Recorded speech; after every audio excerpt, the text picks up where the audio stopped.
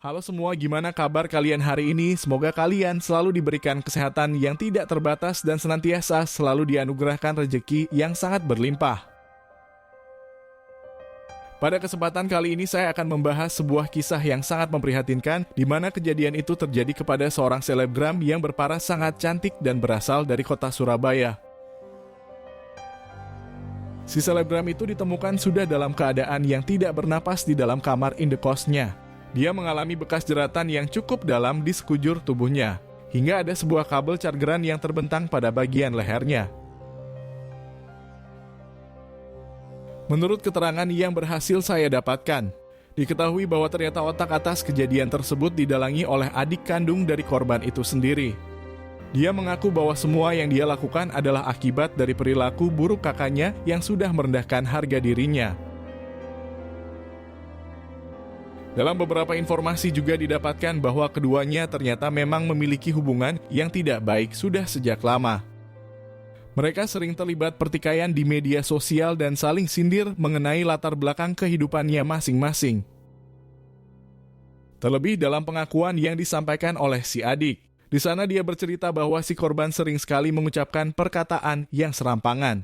Dia bahkan pernah memfitnahnya menyukai sesama jenis ke beberapa teman terdekatnya. Selain itu, korban juga sering membicarakan keburukan dari kedua orang tuanya. Di sana mulutnya memang sangat kotor sebab selalu mengumbar aib ataupun permasalahan internal dari keluarga. Hingga dari sini hal itu kemudian menimbulkan percikan dendam atas stigma negatif yang akhirnya tercipta dari ucapan korban, dan hal itu kemudian memunculkan rasa amarah yang sangat tidak bisa dia kendalikan. Hingga satu momen pada pertemuan terakhir di antara keduanya, si adik kemudian memprotes setiap tindakan serta asumsi yang berkembang di luar sana karena ulah perkataannya. Dan tanpa sadar mereka berdua kemudian terlibat pertikaian yang membuat eksekusi itu akhirnya dilakukan. Lalu bagaimana cerita selengkapnya dari peristiwa tersebut? Dalam kesempatan ini saya akan membahasnya secara keseluruhan dan mengungkapkan beberapa fakta atas kejadian yang sebenarnya terjadi. Semoga dari sini kita semua bisa mengambil banyak pelajaran yang terkandung di dalamnya agar senantiasa kisah serupa tidak akan terulang kembali di hidup kita maupun keluarga terdekat kita. Si adik yang berperan sebagai antagonis itu bernama Putri Natasha yang berusia sekitar 25 tahun. Dia bertempat tinggal di Darmo Selatan di Kecamatan Tandas di kota Surabaya di Provinsi Jawa Timur. Dalam kesaksian yang disampaikan oleh para tetangga terdekat, di sana mereka menceritakan bahwa Putri ternyata adalah anak kedua dari 3 bersaudara. Dia memiliki adik laki-laki dan kakak 1 orang kakak perempuan. Keluarga dari Putri dikenal di lingkungan tempat tinggalnya terbilang sangat tertutup. Mereka jarang sekali bersosialisasi ataupun bercengkrama dengan tetangga dan kedapatan hanya akan keluar rumah pada acara-acara tertentu saja. Dalam informasi ini sebenarnya tidak terlalu didapati mengenai karakteristik dari kehidupan Natasha Putri dengan keluarganya. Namun jika dinilai dari ciri-ciri fisik kedua anak perempuan itu memang memiliki penampilan yang jauh berbeda satu sama lain.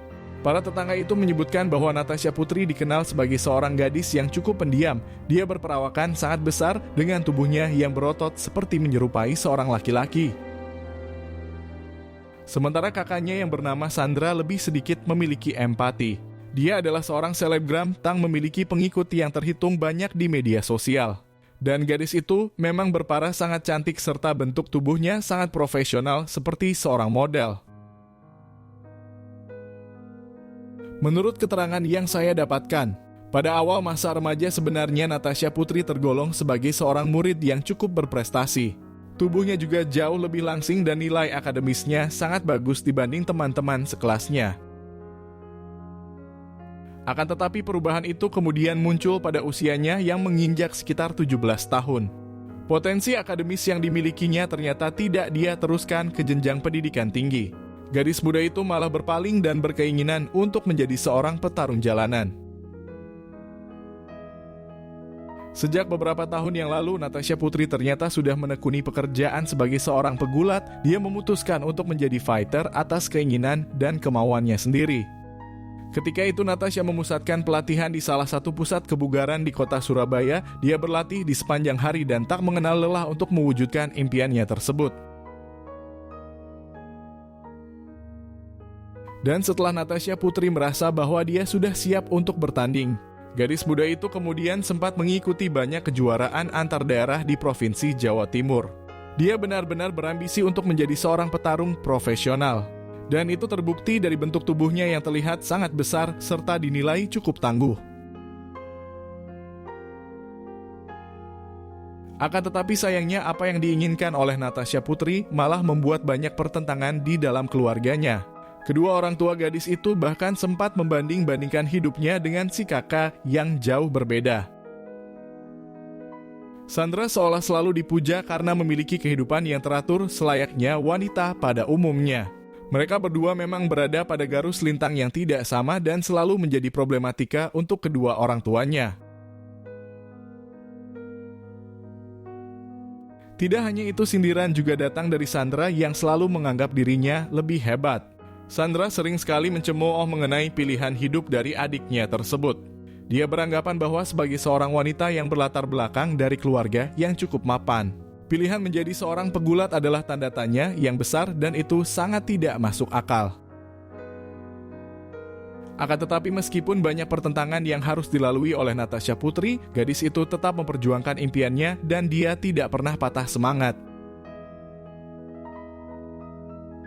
Namun sayangnya setelah 5 tahun berlatih di pusat kebugaran, perkembangan dari Natasha Putri ternyata tidak sejalan dengan impian besar yang ada di dalam pikirannya.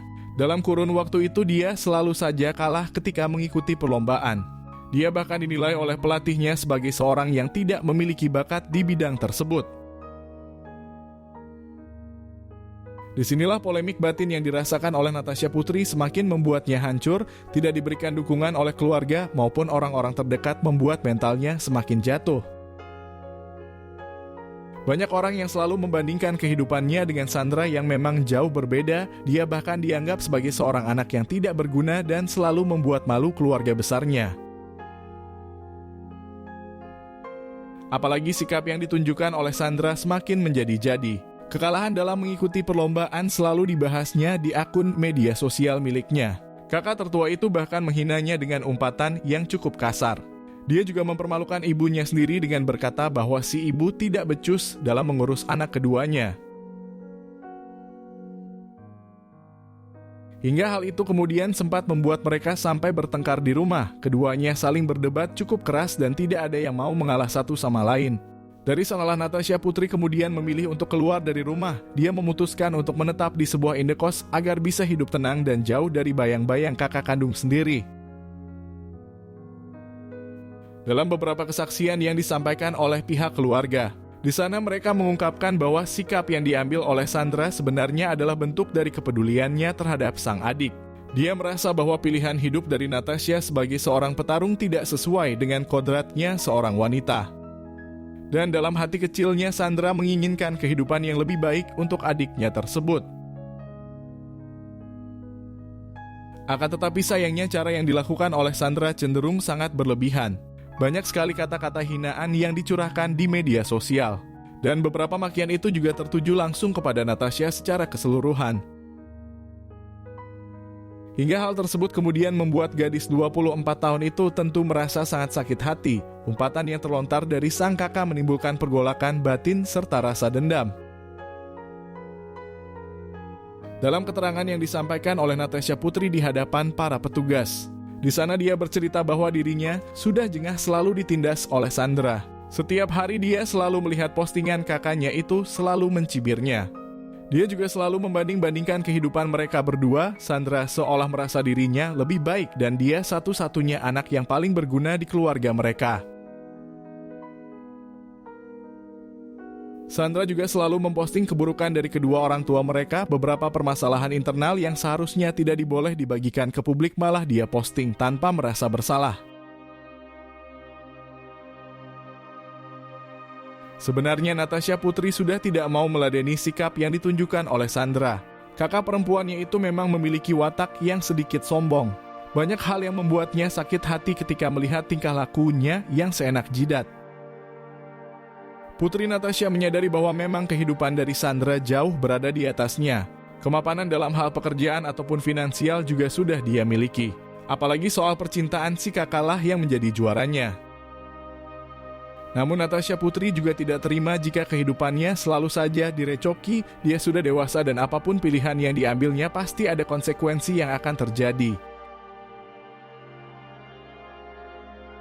Hingga akhirnya pertikaian antara kakak beradik itu kemudian mencapai pada klimaksnya, di mana kekesalan dari Natasha Putri menjadi sebuah tindakan yang tidak pernah terbayangkan sebelumnya.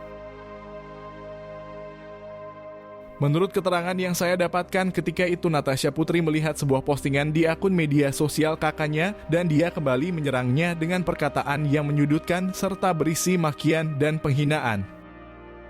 Si kakak yang seharusnya sudah dewasa dengan usia 30 tahun itu juga menceritakan mengenai problematika rumah tangga dari kedua orang tuanya. Dia mengumbar aib dengan begitu saja tanpa berpikiran panjang atas sudut pandang orang lain yang melihatnya. Di sini Natasha Putri kemudian terpancing emosi tingkat tinggi, kesabarannya sudah habis pada pangkal puncak atas perilaku Sandra. Ketika itu Natasha kemudian memutuskan untuk mendatangi kediaman indekos sang kakak. Dia ingin meminta klarifikasi atas ucapan atau postingannya di media sosial. Natasha juga berpikiran bahwa jika terus dibiarkan maka dia akan selalu memperlakukannya seperti itu. Bagaimanapun di dalam batin pikirannya dia harus mengambil tindakan yang tegas. Singkat cerita, gadis yang berotot besar itu kemudian sudah berada di depan gerbang indekos. Di sana dia mencoba memanggilnya beberapa kali namun tidak mendapat jawaban. Natasha selanjutnya memutuskan untuk masuk ke dalam dengan melewati halaman belakang. Hingga setelah berada di ruang tamu, Sandra ternyata sedang pergi keluar dan Natasha memutuskan untuk menunggunya di sana. Menurut keterangan yang saya dapatkan, tepat sekitar setengah jam berikutnya Sandra akhirnya sudah datang. Di sana gadis itu sempat terkejut ketika melihat adiknya sudah berada di dalam rumah. Dalam pengakuan yang disampaikan oleh Natasha Putri, ketika itu mereka berdua kemudian langsung berdebat hebat. Di sana sudah tidak ada komunikasi secara baik-baik dan sulutan emosi selalu memuncak begitu tinggi. Awalnya Natasha sempat ingin meminta klarifikasi mengenai tindakannya yang selalu membuka aib keluarga mereka. Di sana dia berkata bahwa Sandra terlalu sombong dan selalu menganggapnya rendah. Akan tetapi setiap ucapan dari Natasha selalu dijawab olehnya. Pertikaian kemudian tidak bisa terhindarkan dan keduanya sama-sama saling mengumpat satu sama lain. Hingga karena Natasha Putri adalah seorang pegulat semi profesional. Di sana dia kemudian menggunakan kekuatannya untuk melakukan pencengkeraman. Kali ini gadis 24 tahun itu sudah tidak bisa menahan dan mengeluarkan seluruh perasaan amarah yang telah dipendamnya sejak lama.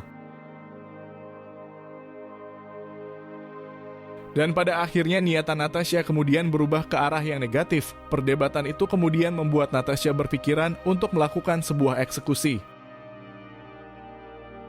Natasha mengungkapkan bahwa dia benar-benar berada di luar kendali. Hingga sekitar 5 menit berikutnya, sang kakak akhirnya harus menghembuskan napasnya yang terakhir. Melihat hal itu, Natasha tentu merasa sangat panik dan terkejut dengan perbuatannya. Dia sempat memeluk sang kakak sejenak dan kemudian langsung melarikan diri dari sana.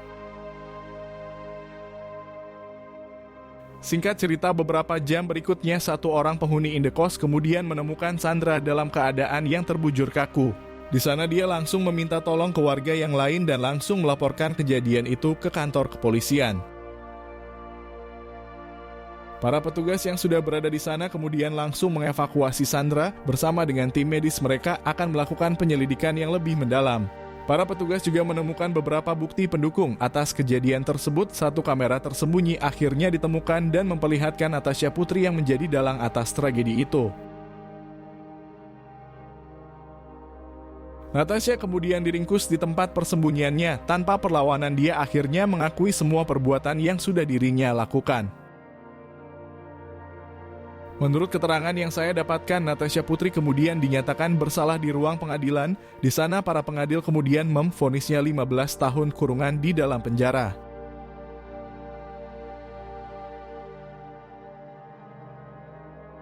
Semoga dari sini kita semua bisa mengambil banyak pelajaran yang terkandung di dalamnya agar senantiasa kisah serupa tidak akan terulang kembali kepada kita maupun keluarga terdekat kita. Kisah ini juga bisa menjadi pedoman atas peran orang tua yang seharusnya menjadi penengah. Bagaimanapun pilihan hidup yang diambil, anak kita seharusnya didukung dan disupport secara penuh. Terima kasih sudah menonton video ini sampai habis. Berikan admin dukungan dengan menekan tombol suka dan tuliskan pendapatmu di bawah kolom komentar.